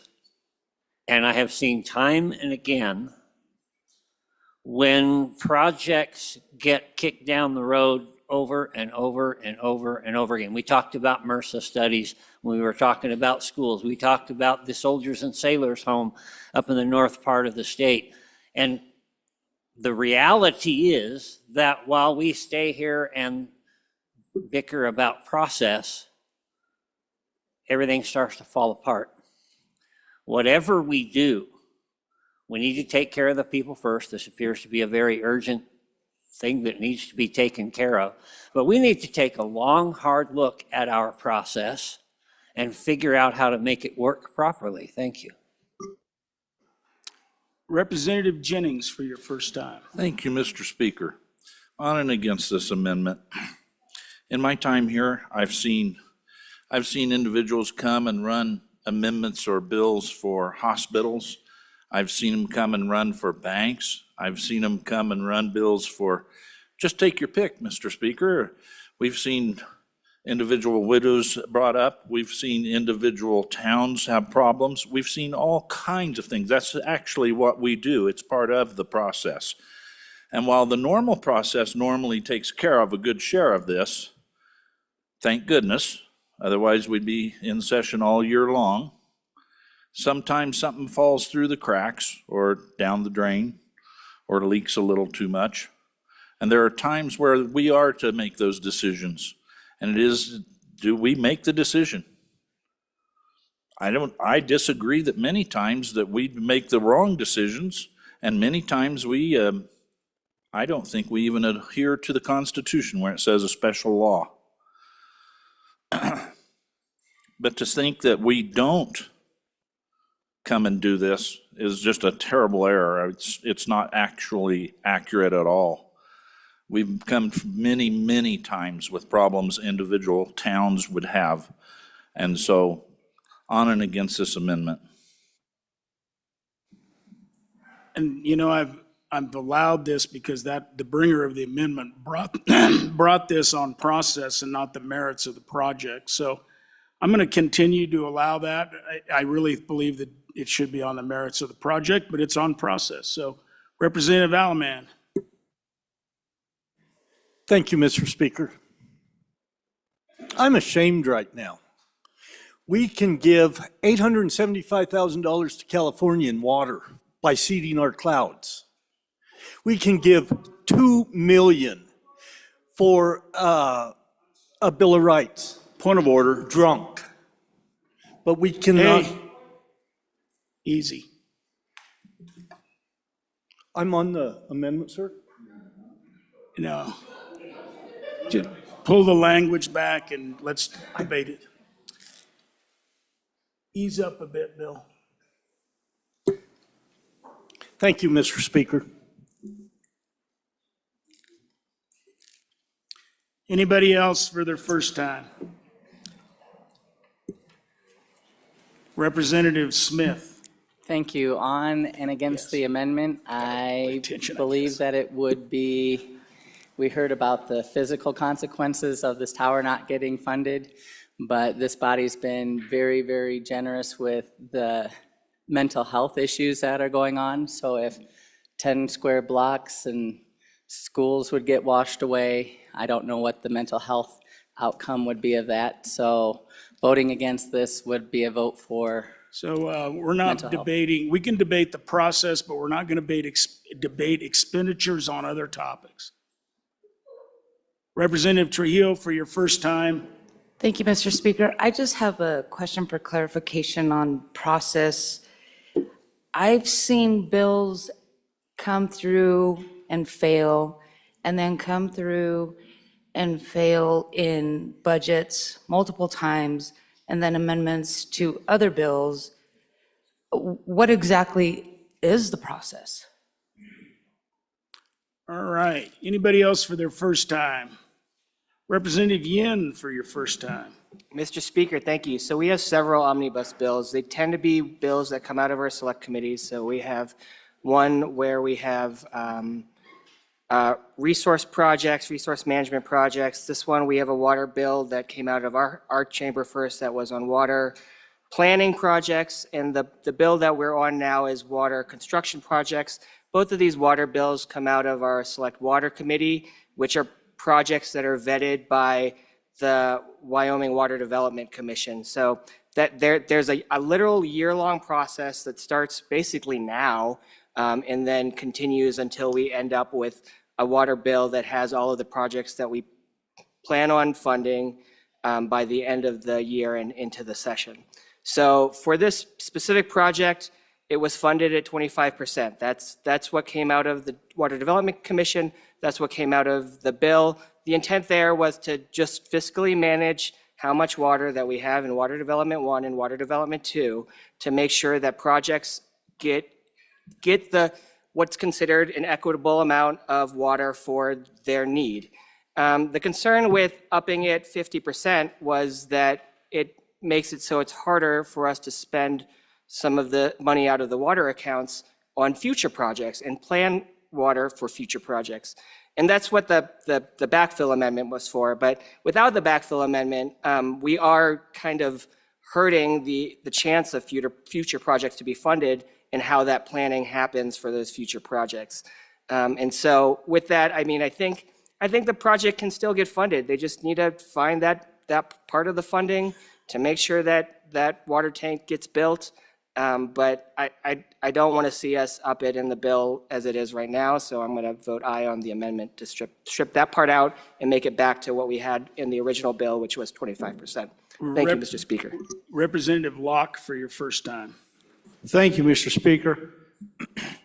This body has to deal with these types of situations. This is a project that's gone from a need to an emergency to potentially dangerous. This is an opportunity for us to solve a problem that has potentially some significant risks. On and against the amendment, we need to fund this project. Thank you. Representative Rodriguez-Williams for your first time. Thank you, Mr. Speaker. On and against the amendment. Ladies and gentlemen, it's a human right to have water. This is an appropriate role of government. Let's fix the situation. Let's fund the infrastructure. On and against. Representative Larson JT for your first time. Thank you, Mr. Speaker. So on and for the amendment. When we're talking about process, for infrastructure needs, and especially critical infrastructure needs where I'm from, we have to fund that locally. I mean, that's bottom line. And I understand that every county has a different form of funding and different funding structures, and my county might have more minerals than another county. But, you know, I always think that the local control, local option is going to be the best way forward for these types of projects. I understand we have different ways to go through that, but I think this project needs to go through the process, so. Chairman Burkhart for your first time. Thank you, Mr. Speaker. First for a second. Anybody else for their first time? Representative Craigo. Thank you, Mr. Speaker. I guess I just want to, first of all, remind the body that this amendment does not completely take all of the money out of the water bill for the project. It just takes it back to where it was recommended by the commission and by the Select Water Committee. That's what it does. The other thing I want to remind the body is whatever we spend on this project above and beyond what was provided by the commission and by the Select Committee will affect projects in all of your districts next year. And so projects that are now on the list for next year will probably be pushed down if we don't approve this amendment. So just think about that. Think about projects you have lined up in your district, and you get to make the choice on how you want to spend that money. Representative Stivar for your first time. First for a second. Anybody else for their first time? Chairman Northrup. Thank you, Mr. Speaker. In my community, when we have a water project, the state comes up with a little bit of money, and then we have to pony up the rest. We find it through loans, we do it, whatever it takes. On irrigation districts, we tax ourselves. So this tank's been leaking for many years. This is something that's been going on and has been an ongoing problem. They've known that it's coming. It's not like it's just a new event. Thank you. Anybody else for their first time? Representative Berger. So when I leave here this weekend or soon, I'll be traveling down a dark desert highway with cool wind in my hair. And I'll pass through all these amazing towns and places that we have in this great state. And all of them, and I think about all of them and their water projects and their infrastructure projects that we all have to help out with. Everyone, but we can't pay for everyone. But we can help and spread out the wealth to help everyone with these water projects that are coming up. And a lot of these towns need our help. I'm for this amendment. Anybody else for their first time? Chairman Brown. First for a second. Anybody else? All right. Anybody for a second time before the sponsor? Chairman Brown. Okay, thank you, Mr. Speaker. The warm smell of colitis is in the air, right? So, I wish I could have spoken on this during the original committee of the whole discussion. There was literally almost no discussion. Sitting up there in the chair, I was sitting there thinking to myself, wow, we had this exact same discussion on schools. And I went back and looked at the votes on that particular amendment that claimed that we were going above and beyond the process and we weren't following the process there, are the exact same set of people arguing to go against the process here. Point of Here, order? easy. That's a point of order. No, we're going to stick with this bill, process on this bill and this amendment. Okay, Mr. Speaker. So we'll stay on this bill. This followed the process. I don't disagree. Don't disagree. The process said you're going to get your 25%. Went through another chamber, went through this chamber, was developed by lots and lots of minds, and was brought to this floor on committee of the whole, cleaned up. I'll actually take back what I said a little earlier about the cleanup amendment. I agree with that. That happens. So, but we are in the process right now, right? This is the process. And I don't get a lot of water projects in this community. Don't really need them. My county and my city tax themselves and take care of most of the water projects on their own. The few that do come through here get their match, the 25%. Whatever the board says, whatever this body says. I appreciate the plight. I do. We're in a dangerous situation. Things are happening. In my opinion, Mr. Speaker, where we're at with this is lack of planning on one community's part does not necessitate an emergency on the entire state's part. Anybody else for their second time? Representative Jennings, are you rising to the occasion? Thank you, Mr. Speaker. I was almost not going to get back up. But I have wanted to add to in the process of what we're doing here, because this is part of the process. Sometimes we reach in and we grab money that was intended elsewhere because there's a need. I've seen us do it with schools. Shoot, we've done it with arboretums. We've done it with whatever. This case, if you think back a couple of years ago to the water problem that happened in the eastern county there, the land of Goshen, if we could have reached ahead and worked that out a little bit ahead of time, we might not have had that emergency. Here we're actually putting people's lives on the line. And this was part of the process to make a decision whether or not we want to do that. We think the process maybe made a little mistake. It's just an adjustment. This is part of the process. On and against the amendment. Anybody else for their second time? Representative Pendergraft for your second time. Thank you, Mr. Speaker. I'm just sitting here listening to this and wondering how much oxidation has happened to that tank since we've been dithering here. No on the amendment, yes on the bill. Anybody else for their second time? Chairman Burkhardt. Thank you, Mr. Speaker. Excuse me. I think it's important in this amendment, and what it does is follows the system. It follows the process we've set up. If there's a community that could step outside that process, would be my own. And I think all of you know the issues there. But we followed the process. I would expect every community to follow the process and do what is already established. If we don't like the process, we can change it. But until then, we need to follow it so that there's an equitable distribution of the available money to the communities.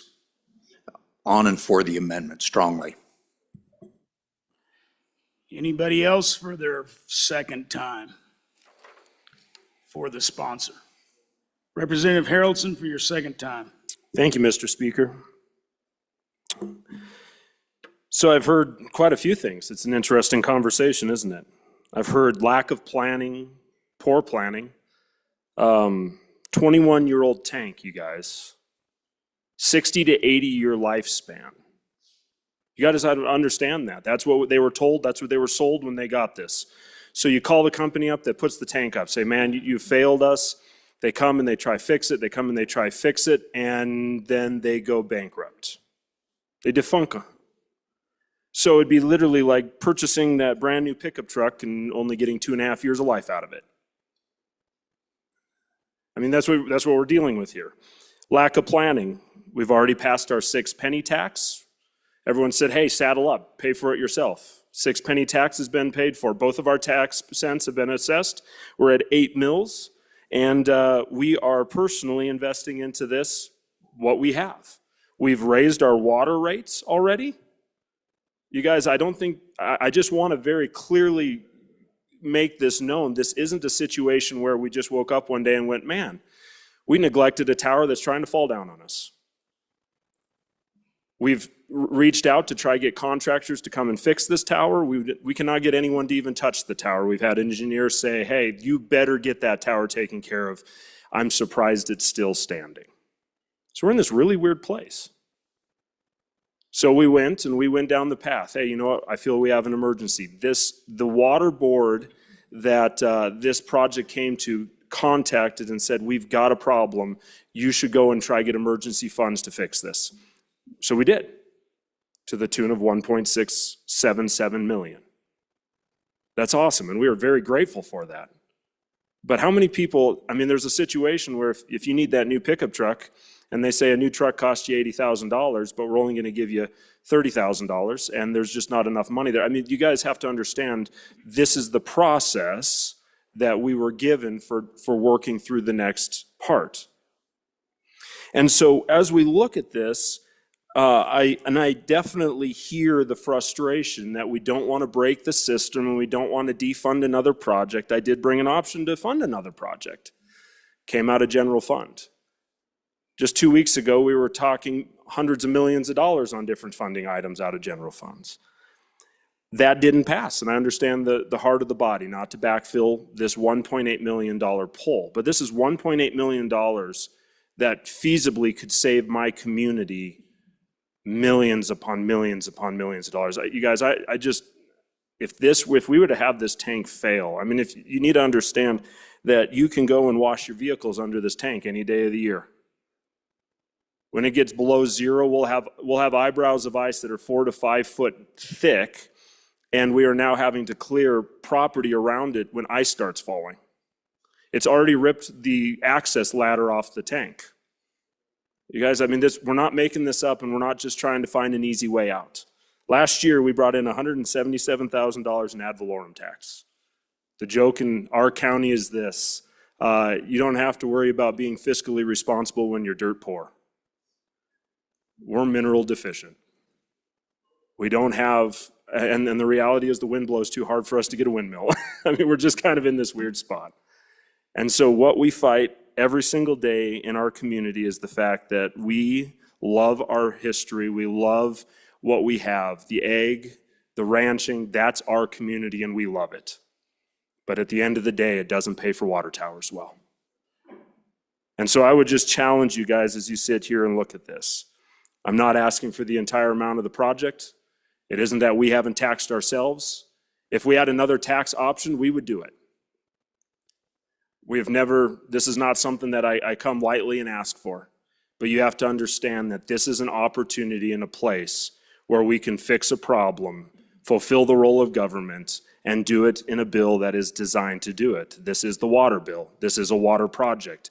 This project has that 25% funded that you just heard about. I'm just asking you to bump it up a little bit and help us finish funding this project. I'm not asking for $100 million. I'm not even asking for $30 million. I'm asking for $1.8 million. So I would ask that you would oppose this amendment and help us fund this water tower. Anybody else for their second time before the sponsor, Chairman Zwanitzer? Thank you, Mr. Speaker. And I want the previous speaker to know that I hear him. I do. I've been on this floor. If it was a project in my district, I would be doing the exact same thing he just did, because there's a lot of important projects, and a lot of things have happened this year, shall we say. So I totally credit him, because I've had to be at the same mic before begging to kind of find exemptions to the process, just as he had, and I would expect that if I did that this year, hopefully he or others would do the same thing I'm doing. That's the process. And I don't know what level of emergency the Wheatland water tank is. I truly do not. I didn't go talk to anyone. I didn't research. But what I do know is we have a process. I know we have a process for emergencies that SLIB, if there was the board that oversees state lands and investments, if it was at that level, they could do something. The Water Development Commission, and through the process, they gave 25%. Maybe things have changed in the last 2 months. Maybe they haven't. I honestly don't know. I can't tell you if it's gotten worse or better. But I can tell you we have a process. And I would think if the tides returned, we'd be having the same discussion in the other way. And so I just don't think the process is to come and try a couple of readings to get a project in your district without maybe going through different channels first, and maybe they've all been exhausted. But maybe talking to a couple of us and having different co-sponsors. There's some other ways in the process to really have these things happen that didn't quite happen in this case. And so I want to publicly say that maybe it's emergency and I truly don't know, and it could be on me. But I do know this is a process, and I don't think it's appropriate the way this process happened in this case. So I'd ask for your aye vote. All right. All those in favor of third reading amendment number 3 to Senate File 75 signify by saying aye. Aye. All those opposed? No. Third reading amendment number 3 to Senate File 75 has been adopted. Division having been called, all those in favor of third reading amendment 3, please rise.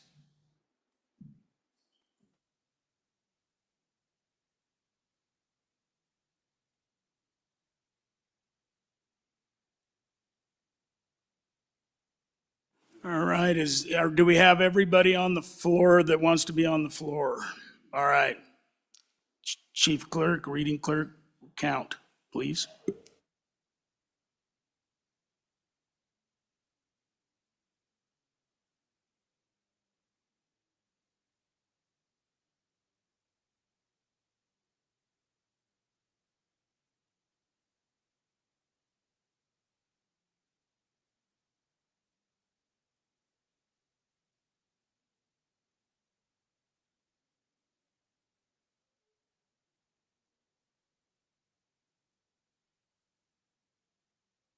All right, thank you.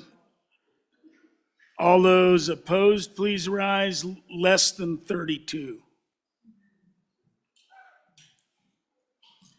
Third reading amendment number 3 has been adopted.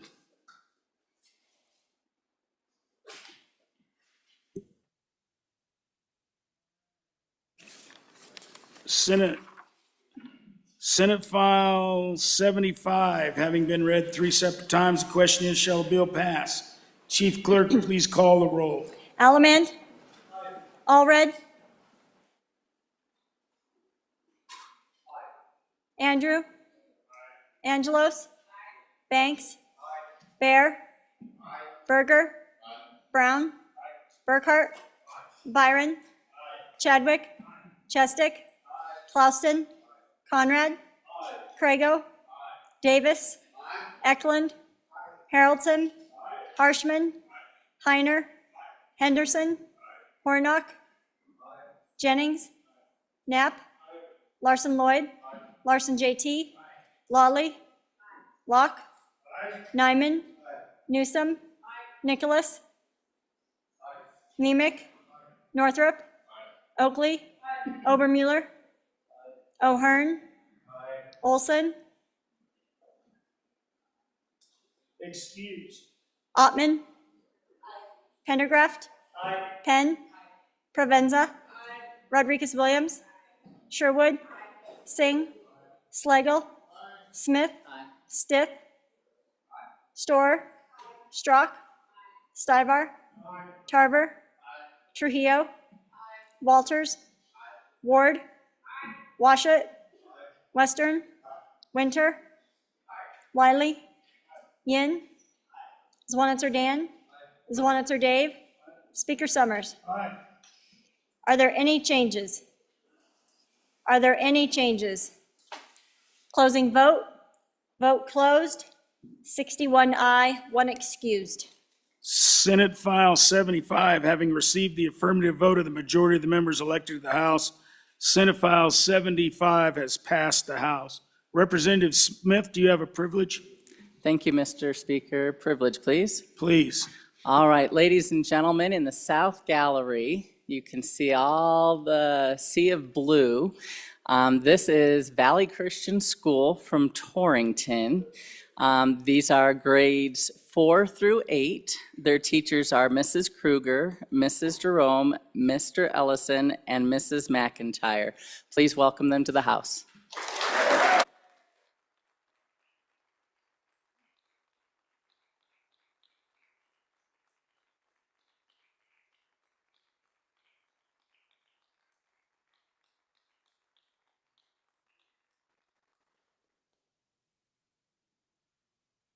Students from Torrington, welcome to the House.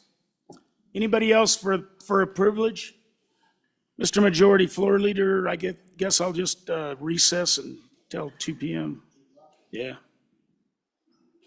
Mr. Speaker, I move the House stand in recess until 2 p.m. You have heard the motion. Are there any committee announcements?